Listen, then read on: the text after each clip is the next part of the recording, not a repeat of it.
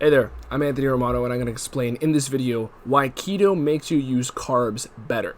So essentially, this is only for people who are fat adapted on keto. Okay, fat adapted means you've done keto for at least a month and at most 2 months of pure strict keto. And what happens to your body after that point is you get far better at using fats and also carbs.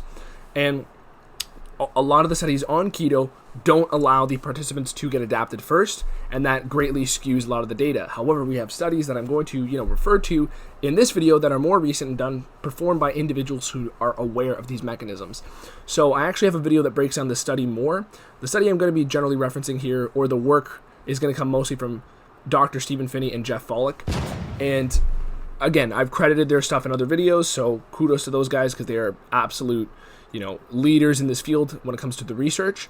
But I'm going to explain to you why these effects are so noticeable on carb usage and essentially how they work within a couple minutes. So before we get into it, like the video. That will make YouTube show my content to more people. And also leave me some comments, questions down below. I'll do my best to get back to you. Follow me on Instagram and subscribe too.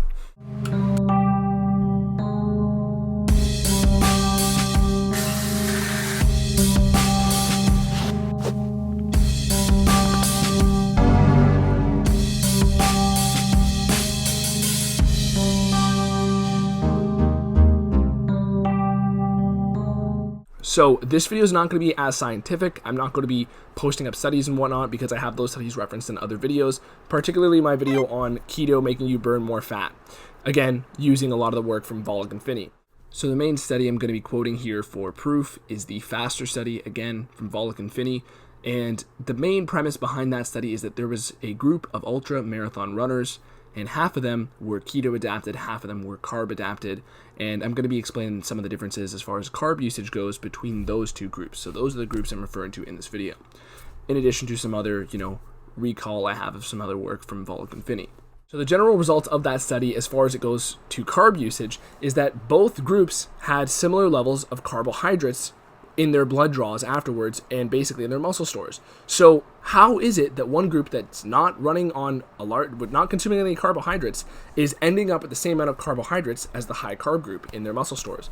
And basically the reason why is that they were using carbs more efficiently. They were only using them when needed, and afterwards they were being recycled in a more efficient manner because all the processes that the body could have used glucose for, if they weren't adapted to keto, had been substituted by ketones most likely.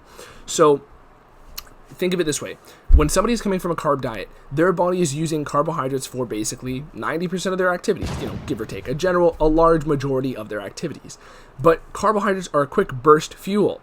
And I always explain they're a luxury in nature because they only grow half of the year. Think about it. What fruits are you going to get in wintertime in nature? You're not going to get them. So the body has a seasonal metabolism, and that's the way I explain things. How this played itself out in the study, the key takeaway is that people don't need to use carbs for every single activity. Your body can walk and get you through the day with 90% of your exercises being sourced from fat. Okay? Fat is like gasoline in a car, and carbs are like nitro fuel. They're like nitrous oxide fuel from the Fast and Furious movies, okay?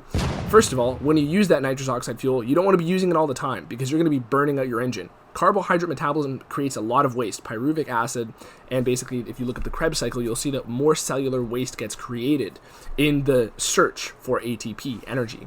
So essentially, fat is a far cleaner burning fuel, and when we're looking at this nitrous oxide fuel, it's meant to be used in short bursts. Right? That is the same purpose as carbohydrates in nature. And fat is like gasoline, right? I'm using a car as an example here. You can still get a gnarly speeding ticket on fat. It's just that if you want to push 300 kilometers an hour, 400 kilometers an hour, you're going to have to start gently pulsing the nitro fuel, pedal, okay? And that is the evolutionary purpose of carbohydrates. So when people are adapted, they can perform in the gym. They can lift weights. You've seen my weightlifting videos, okay? You can still lift heavy-ass weight, and you are going to have carbs fueling some of that, but they're not going to fuel as much as they would have before you got adapted because, think about it, your body doesn't know any other way. Well, it does because you were born in ketosis, etc. But the point is, you haven't allowed it to tap into that for a long time, presumably, and your body is used to using carb metabolism. So That's why this adaptation period is necessary. And when we're looking at the carbohydrate deficiency, the reason why these fat-adapted athletes ended up with more carbohydrates being saved, right, similar amounts basically, the reason why is because after exercise, when your body's repairing or performing all these other functions, a lot of the times ketones can be used as a substitute for carbohydrate, or, well, substitute's a word that almost implies that carbohydrates would be the default fuel, but I always argue that ketones are the default fuel because when you don't have food, your body defaults to using ketones, and most of our ancestors had periods of time where they would not eat food and they had to thrive during those times. So it doesn't really fit the definition of the word default. But when we're looking at the functions your body will be doing afterwards, most of the time, systemically, your body can substitute ketones to serve those functions, and it can preserve glucose for where it needs to go. Example, muscle tissues, muscle glycogen, which is again why, it's a better way to set up your athletic performances to have a ketogenic metabolism in place, and this is something I'm very, strongly a believer in. Granted, this does not mean you have to cut out carbs for the rest of your life. I actually believe in getting keto adapted and then using carb backloading, targeted keto, all these other techniques to strategically time carbs around certain workouts on days that you want them. But the point is, first of all, that's going to give you enhanced metabolic flexibility and make you an even better athlete if you're concerned with athletic performance or gym performance. At the same time, if you get keto adapted, you're not going to even have to use those carb strategies in the first place. They're simply going to be a luxury for you that you can use on certain days for fun. Or example, if you have a certain competition where you want to strategically use some carbs here and there, but you'll still be able to perform at your best in that competition without the carbs. It's simply getting adapted will allow you to reach that state of performance. And you have to train, you have to get fully keto adapted first. There's no two ways about this. You cannot, cheat on keto for the first few weeks, the first month basically, maybe a little longer for some people.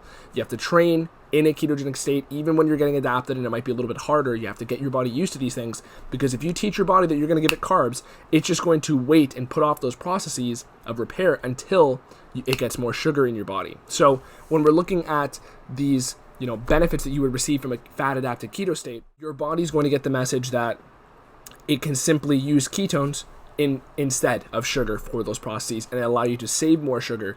And at the end of the day, you'll go into competition day with the same amount of glycogen as somebody who's eating carbohydrate. Now, granted, perhaps slightly less, right? Some people might, depending on what they're eating exactly, how much calorie worth of food they're eating every day. But at the end of the day, what that's also going to do is it's going to allow you to super compensate carbohydrates and glycogen when you do actually have them, and your muscle stores will be even more pumped full of glycogen and carb fuel after this ketogenic state, simply because your body realizes it hasn't had carbohydrates from dietary intake in a while, and it will super compensate the glycogen stores. This is a very well-researched phenomenon, but a lot of the times they do this, again, it's not in keto adapted athletes. So at the end of the day, you're still going to have just as needed amounts of carbohydrate fuel. If you get fat adapted, you're going to have way better use of fuel for fat. You're probably going to be leaner because your body's really good at churning on fat and mobilizing it from fat storage. And at the end of the day, you're still going to have equal use of carbs. You can throw them in whenever you want, okay, on certain days, and figure out what works best for you. But at the end of the day, the best thing you can do is get metabolically flexible and start using this technique. Get fat adapted, and then from there, do it for certain parts of the year, because that is the least I can recommend to you. Because again, our ancestors did this. They had no choice, and we've evolved from them, and we're using the same machinery that they did. Our body works better when you have metabolic flexibility in place, and that's about as simple as I could put it. You know what? If I want to put a little cherry on top of this video, your brain will also thank you for this, because a lot of the Alzheimer's, dementia, brain injury, things that people could result from years of high carb dieting, years of athletics, is they almost end up with blood markers similar to diabetics, because they're churning through so much glucose, they're allowing so much more glycated protein to be created. And when we're looking at the case of Alzheimer's dementia, a lot of this comes from high sugar dieting for years on end that creates these amyloid plaques in the brain. I've worked with people who are very high level athletes, and they've simply burnt out the glucose system. And from there, the only solution is to fix their brain injuries is ketogenic dieting, to get the brain used to a better, more useful fuel, and basically minimize its dependence on sugar. This is again where we're breaking the rules that nature has, made us evolve from. And somebody who is even the best quality athlete, if you look up some of the work from Dr. Mark Bubbs, there's a book called Peak, where basically some very high level sugar burners, right, some great athletes who are sugar burners, end up with numbers of blood sugar and hemoglobin A1C that are comparable to diabetics because they're churning through so much glucose all the time, and their body basically gets ready to liberate it very quickly. So you want to have a good balance. It doesn't mean that's necessarily a problem, but if you're somebody who's a top level athlete, you do not want to be dependent on a carb metabolism all the time.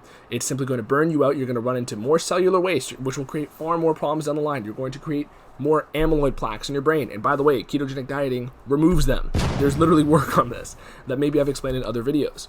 But at the end of the day, get metabolically flexible and watch your performances skyrocket. There's no reason to be afraid of this for gym performance or anything like that.